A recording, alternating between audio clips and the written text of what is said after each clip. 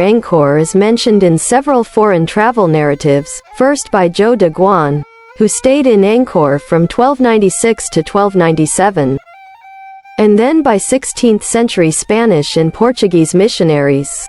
The first plan of Angkor Wat was drafted by a 17th-century Japanese Buddhist monk. However, the French naturalist Henri Mouhot received credit for rediscovering the ancient Khmer capital, which he visited in 1860. Although Reverend Bouillevaux mentioned Angkor 3 years earlier in a travelogue, it was the posthumous publication of Mouhot's Travels in Siam, Cambodia and Laos that sparked the European fascination with Angkor.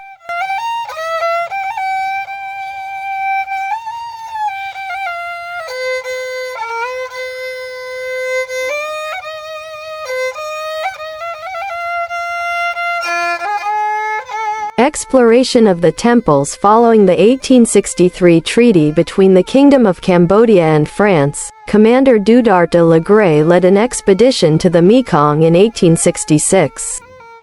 His goal was to assess its navigability with a view to penetrating China, which led him to detour through Angkor. His work led to an archaeological handbook on Cambodia published in 1873. Louis Delaporte, who took part in that first expedition, explored Cambodia's monumental ruins on his own, publishing an account in 1880. He sent many sculptures back to France, where they were first exhibited at Compiègne Castle, and then at the Trocadero and Guimet museums in Paris. Such later explorers of Khmer monuments as Étienne Aymonier followed Delaporte's example through the early 20th century.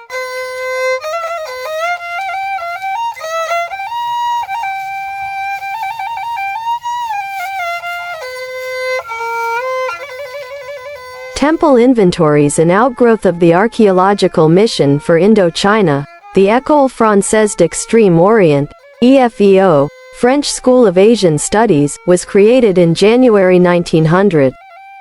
It sponsored the scientific studies, site clearing and monument restoration carried out in Angkor until Cambodian independence in 1953, near the end of the First Indochina War.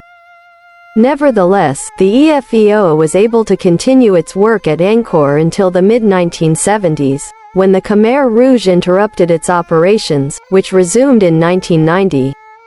1898. Early on, the EFEO comprehensive inventory of Khmer monuments, to prevent looting and facilitate future archaeological research. René de la Jonquière, a colonial infantry officer on loan to the EFEO, led the campaigns of fieldwork collected in 3 inventory volumes initiated with maps in 1902 to 1912.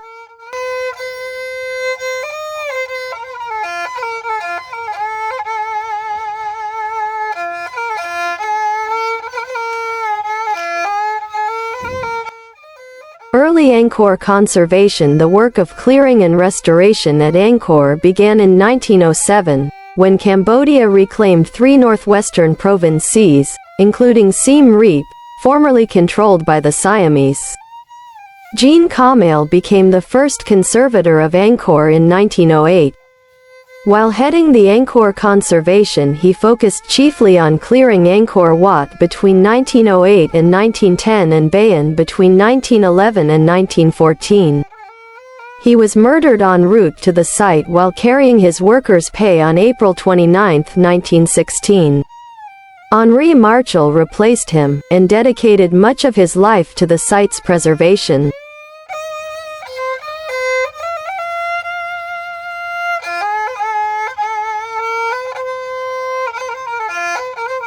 The first visits to Banti Srey. The French Captain Maric of the Geographic Department was the first to locate Banti Srey in 1914. He sent the beautiful Shiva and Uma statue, along with an antefix, to the Albert Sarraut Museum, renamed the Phnom Penh National Museum. The same year, G. de Mosser, an architect then working for the EFEO, visited the site, intending to describe the temple, but died in 1915 during the First World War.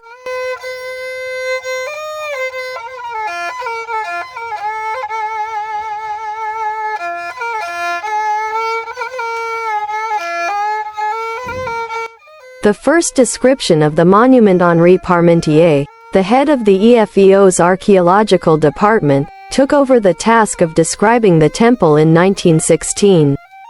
His description appeared as an article, The Art of Indravarman, in the first fascicle of the EFEO's bulletin in 1919, with photographs that showed that Banteay Srey was heavily ruined at the time.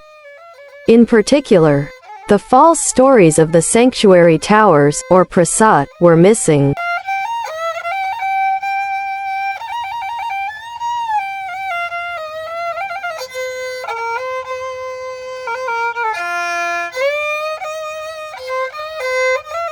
Banteay Srey in the news in 1923, Banteay Srey became the object of a daring caper by the young French writer André Malraux.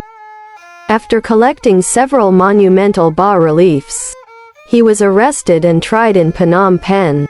The Malraux case triggered temple research and restoration by the EFEO and the Angkor Conservation.